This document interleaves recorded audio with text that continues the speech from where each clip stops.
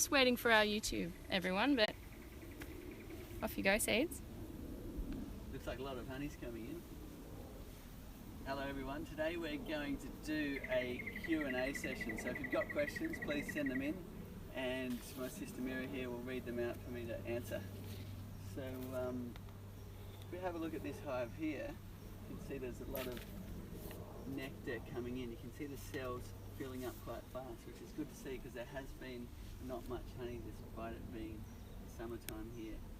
And now after the rains, the melaleuca flowers have started to kick in, and we can see very quickly in the window here the honey being filled, which is exciting. I'd say it's less than a week away from being able to start harvesting this hive.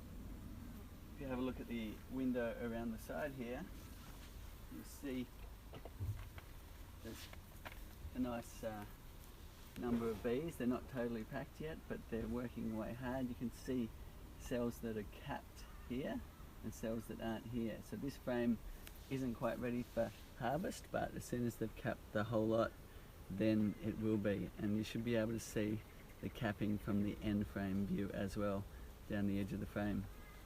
So if you do have any questions, please send them in and we'll do a live Q&A session for whoever's tuning in now. I'll just put the cover back on this side here because the sun is beating in. You don't want to warm up your hive too much by leaving the covers up in the sun. And the smell is beautiful of the honey coming in. You can smell the melaleuca scent. It's quite a sweet scent, and it's the local paperbark here.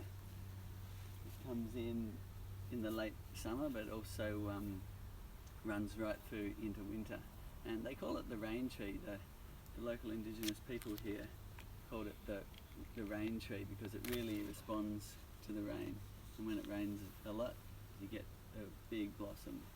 And we did miss last Facebook Live because it was raining so hard here.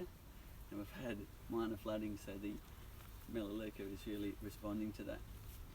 So Mira, is there any questions coming in? Well, we have a few from our Facebook post yesterday. We had a few questions. So I believe there was one around single brood or double brood.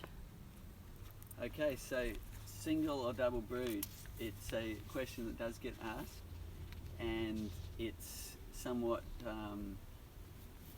if you ask two beekeepers the question, you'll get three answers.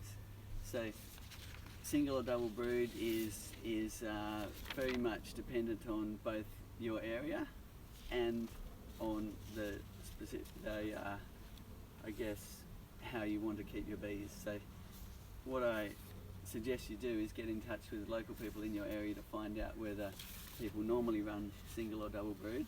Double brood you tend to use in places where the honey flow comes on really strong and the bee numbers breed up really fast. Here, single brood is fine. I use pretty much all single broods and single 8-frame size brood boxes, and that's plenty for the bees in this climate, in this area. The honey flow tends to be more broad. It does come in waves as well, but not so much as you'll see in places like Canada where it all happens for the whole year in 1 month.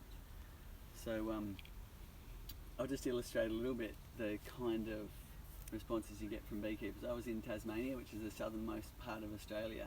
It's a very cold climate, so while one beekeeper argued that your bees will die unless you have 2 10-frame brood boxes on your hive, another commercial beekeeper, argued that 1 8-frame is quite enough for your brood nest.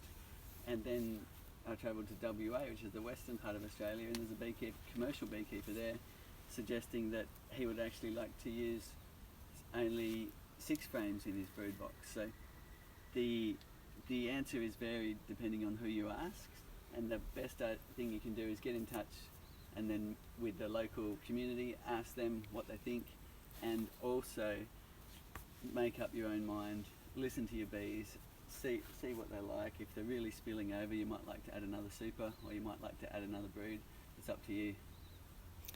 So Cedar, we've got a few people asking where do you get a flow hive, so I wonder if you could just let people know.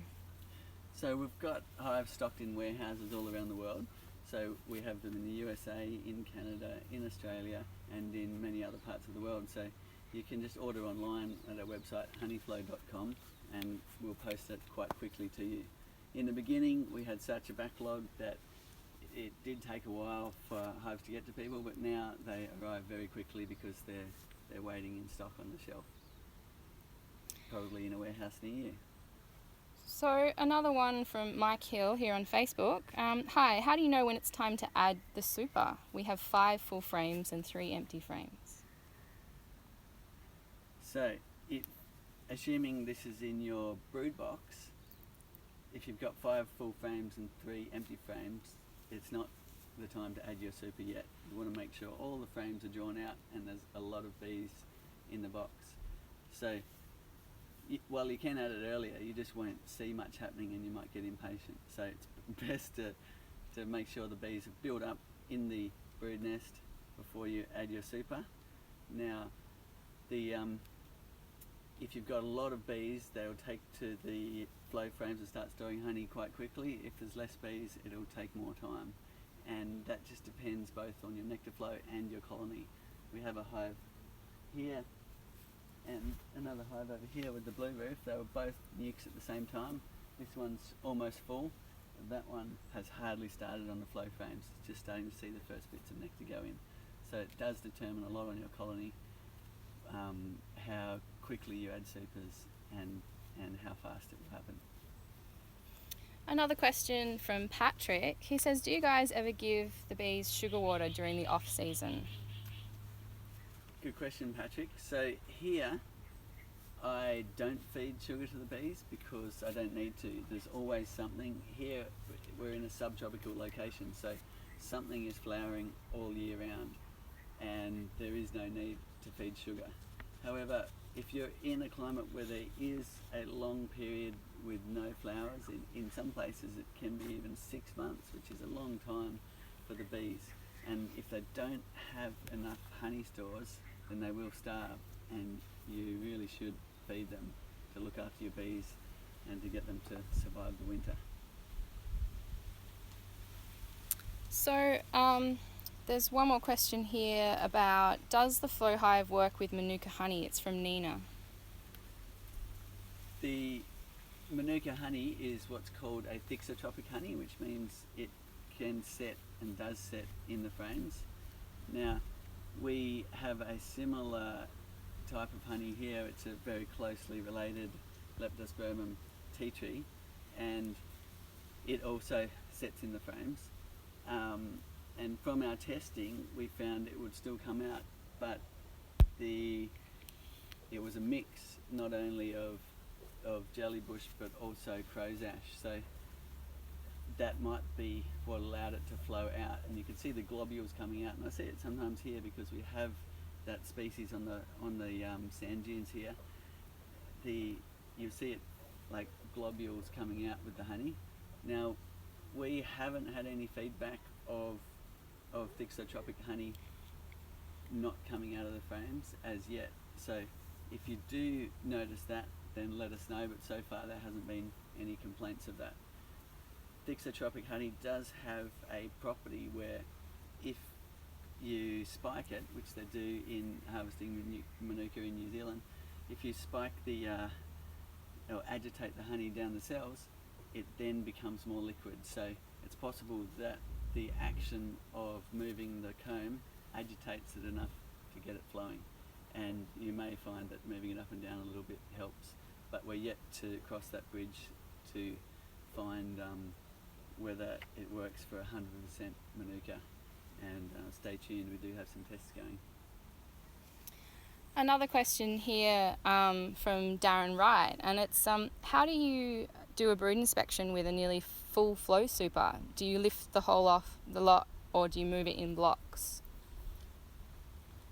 So generally a brood inspection is done by just lifting the whole super off. Now, if it's full of honey, you could choose to harvest it first to make it lighter, or if you're able and your back's good, although help is nice if you've got someone else, then you can simply lift the whole super off, full or not, like it's been done for many generations. Put it aside and then inspect your brood nest.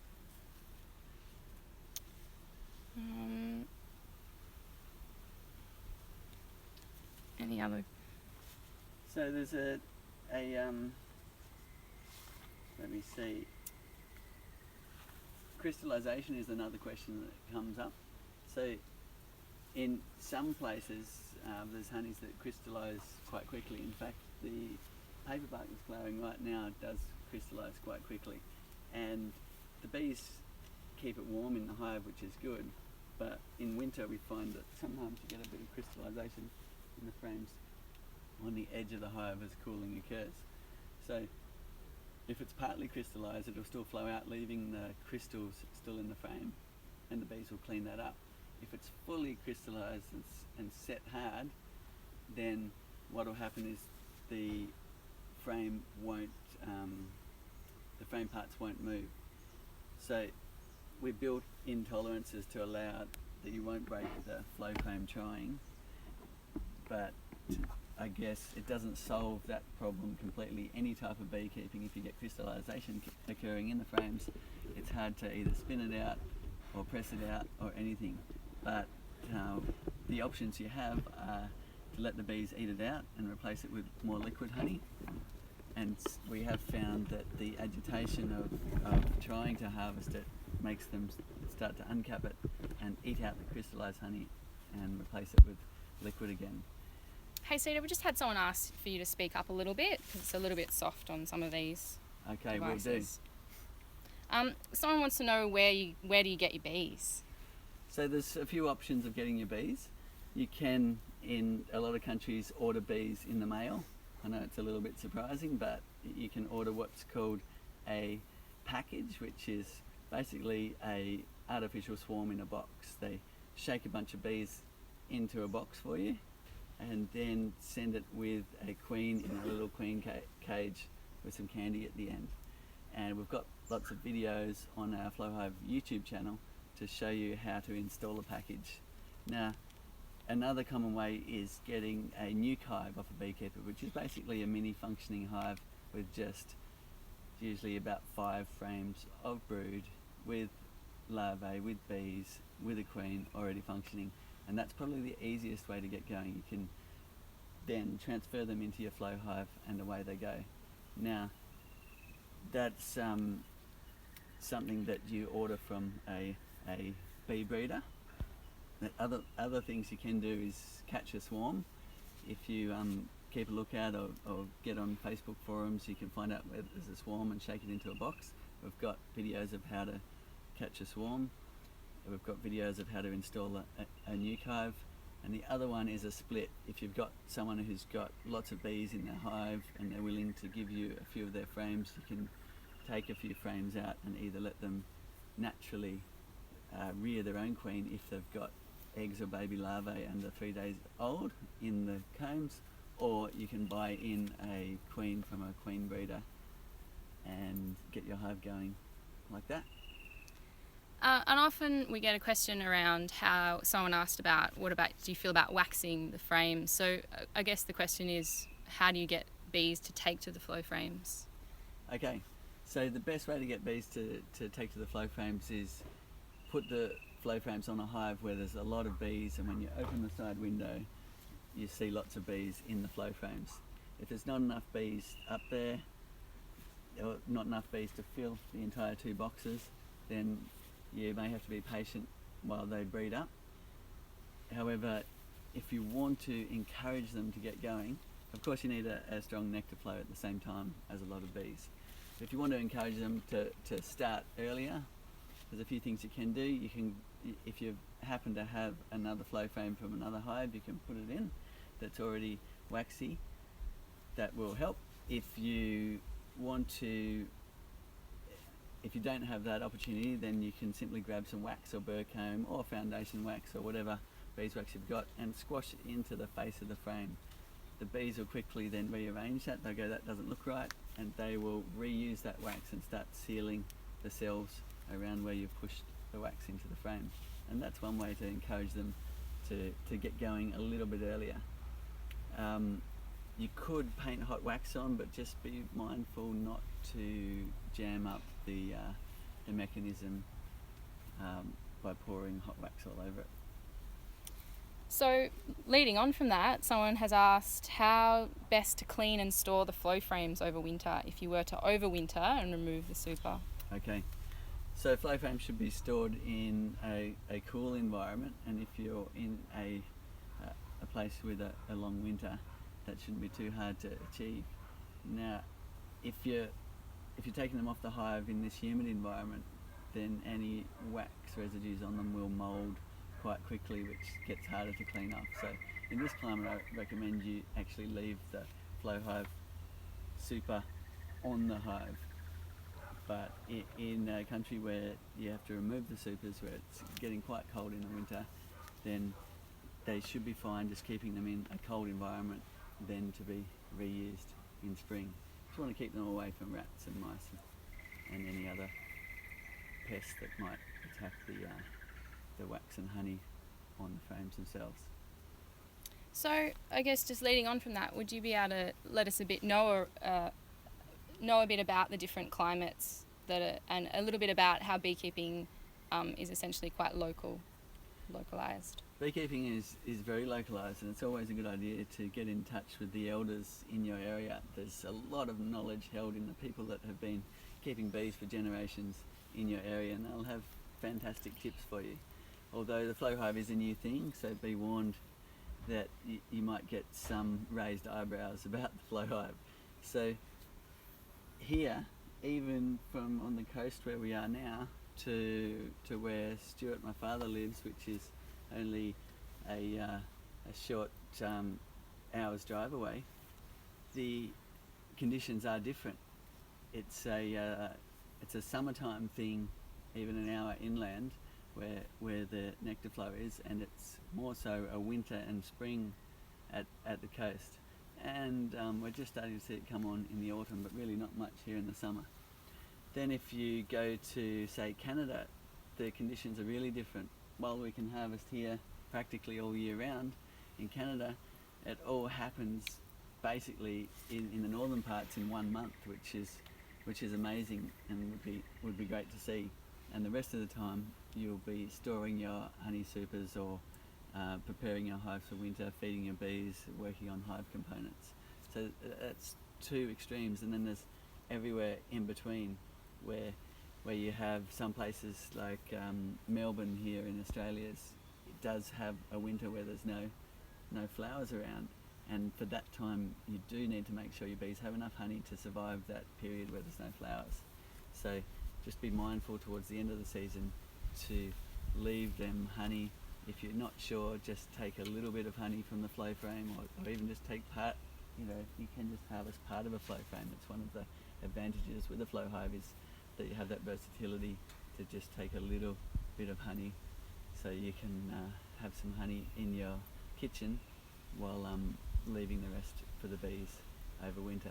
Now there are some more details that if you read our website, you'll find a frequently asked question on overwintering about how to remove the queen excluder in a situation where you're wanting the bees to go up and eat the honey over winter if you're leaving the flow super on over winter. What you don't want to happen in a really cold climate is for the queen to be orphaned under the excluder, or you'll end up with no queen come spring. So there's more details there. Look up at FAQs on honeyflow.com if you want to find out more. Kevin has a great question. He says, is it required to wear a bee suit and use smoke? Is that to harvest honey? He doesn't specify, Okay. so maybe you could talk about the different options. Okay. Thanks, Kevin. That's a good question. Yes, every beekeeper needs to have a bee suit and a smoker, whether it's just to have on hand in case you have a situation where your bees are starting to get a bit aggressive, or for brood inspections you'll certainly need to or even flow frame inspections. Anytime you open the hive, you'll want to smoke the hive, and depending on how aggressive the bees are, it will be how much you smoke them. and you'll also want protection by wearing a bee suit. If you're new to beekeeping, take caution. Some people are fatally allergic to bees, so as you get used to beekeeping, make sure you wear a bee suit even when you're inspecting or harvesting your hive. There's been a couple of questions here just around ways to deal with pests, especially the hive beetle. Okay, so there's various ways to make hive beetle traps, and you'll see a lot of information on the internet. The corflute slider here is a place that you can put traps, or you can simply slide this slider, and I'll show you here. We might even find a beetle if we're lucky. We'll slide this slider out and see if there's any beetles, and this is a good way to check how much beetle activity there is in the hive, and also just get an idea of the health of your colony. You start to see, you see wax falling, so there's 2 beetles there. So sorry beetles, you didn't mean to be in the wrong place, but you are a threat to the hive, so I'm going to squash you. You can put a thin container here with some diatomaceous earth or oil in it and slide that in, and the beetles will fall through into that container. You can use what's called a fluff trap, and people use that successfully, and you'll see a video on that on our website, where you get a cheap type of tablecloth material that you can buy in a lot of textile shops that has a fluffy back on it. Now you need to tape that to your corflute slider so the fuzzy side is up, and make sure it's well taped or the bees will actually get that fluff and pull it through the mesh, which makes it very hard to remove this again, and could damage your screen. So there's a few options there. You can also put a pesticide trap on the slider. I do like that if you're going to use a pesticide trap, it's then outside your hive, being under the mesh. So the best defense for the hive beetle is actually keeping a strong colony, so looking after your brood nest. If they have a downtime, you might actually downscale the hive so that there's enough bees to cover every comb surface. So if there's enough bees to cover every comb surface, the hive beetles generally aren't an issue. They are so thick in this area that sometimes you can swat them out of the air. However, the strong hives, they still don't cause an issue. So lots of different ways to deal with the hive beetle there, but the main thing is keep your hive strong, and if they get weak at any time, keep a lookout for the hive beetles, squash them if they're on the slider, or build a trap down there underneath the screen bottom board. We've got another question here from Nick saying, hello, is it easy to clean up the flow hive after the harvest? So the bees do all the cleaning up work, which is fantastic. So after harvesting, the bees then start uncapping the cells and fixing up all the joins in the flow frames, and starting to even put nectar and any remaining honey that they've cleaned up in the hive back into those cells. So we have also designed a leak back point, which means any remaining honey in the hive can drip back down through a gap here in the bottom of the frame and into the hive for the bees to reuse. Bees are so clever. What they'll do is just grab those drips and come and put them in the cells again. So any spillage that happens in the hive can be cleaned up. So one thing you do want to do while you harvest is put this corflute slider in the upper slot here, and what that will mean is the bees can then lick any honey that does fall while you're harvesting up through the screen and redistribute it back into your flow frame. You can see the leak back point right here in the bottom of the frame, and what happens is when you've harvested and all the honey, last bits of honey are draining out, you can then decide, well, I'm going to leave the rest of the dribbles for the bees, and when you put this cap in, the honey then drains through that leak back point because the hive's on the slope back into the hive for the bees to reuse. So there's very little cleaning up to do apart from washing the flow tube that you've used to harvest, and washing your hands because you probably had so much fun tasting honey, they're all sticky. So Emmett's Bees here on Instagram Live asks, how do bees know that the frames are empty when the cappings are still there? Now that was a bit of a wild card when we were inventing the flow frames. So we didn't know whether they would uncap the cells once the honey drained out from beneath their feet. And luckily they do, and I can only imagine what happens if, imagine walking on a drum skin, but the drum's full of water. It would sound so different to a bee and feel quite different than when if you drain that water or honey out of that drum, because you've then got an empty chamber underneath. So it'd be like them going tap, tap, tap, tap, gee, this sounds different, something must be up here, and starting to chew the capping off and repair those cells, start putting the nectar in, and the process starts all over again. So they're very industrious. If they're a really strong hive, they'll uncap all those cells again in a day. If they're a weaker hive, it'll be over days and even a week or so before they'll uncap the very last cells. They generally start straight away. Even by the end of you harvesting, you'll notice them chewing away at the cappings. So it's amazing to watch. Bees are such fascinating creatures, and it was a real joy to be watching them so closely and seeing how they responded to the things we invented. So probably just time for a couple more questions. One here from Michael saying, do I have to stain the flow hive after I get it? So maybe you could talk us through the different options and how we treat those woods. Sure.